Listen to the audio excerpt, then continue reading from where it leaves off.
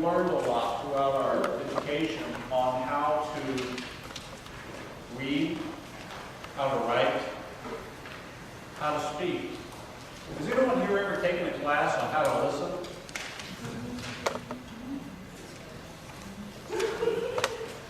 It's a very effective way of increasing what you know.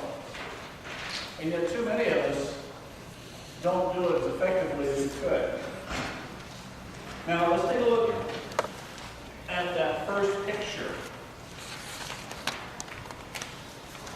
There's a woman saying, "You never listen to me." And her husband saying, "You never say anything." Now where's the disconnect there?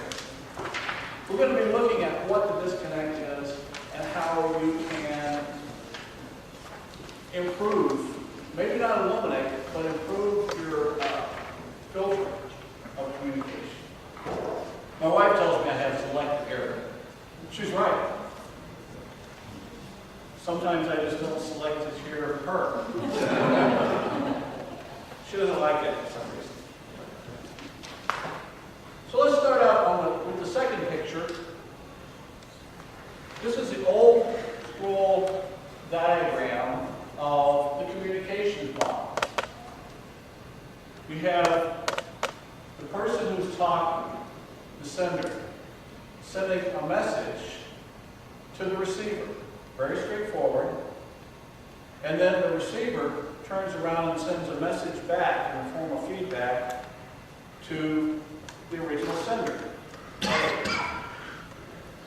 So A sends a message to B, and B sends another message to A.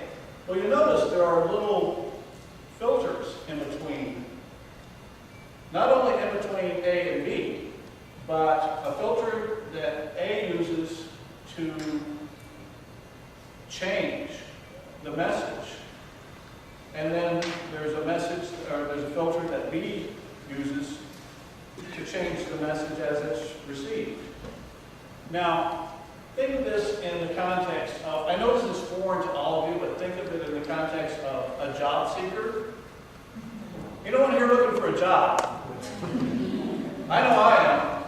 So the normal context that you might see there, just as an example to talk about, is the sender is a person who has a job to fill.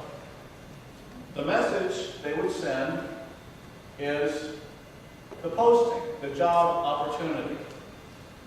And the receiver is who? Us, the person who is looking for a job, who then responds by sending feedback, sending the resume and a job application back to A, the sender.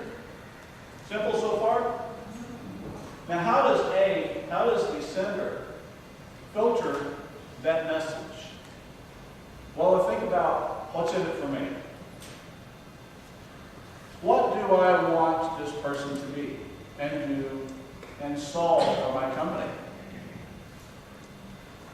So that is also filtered by, we have laws that say we can't discriminate against people because they're so old, like over 40,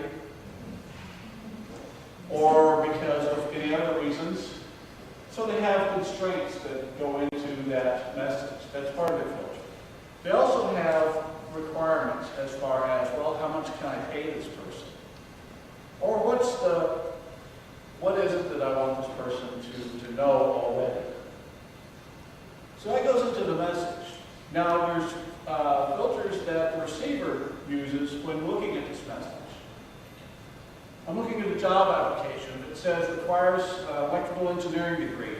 I automatically stop listening because I don't have an electrical engineering degree. But if it has 75 or 80% of the content has things that I can fill, then it's pretty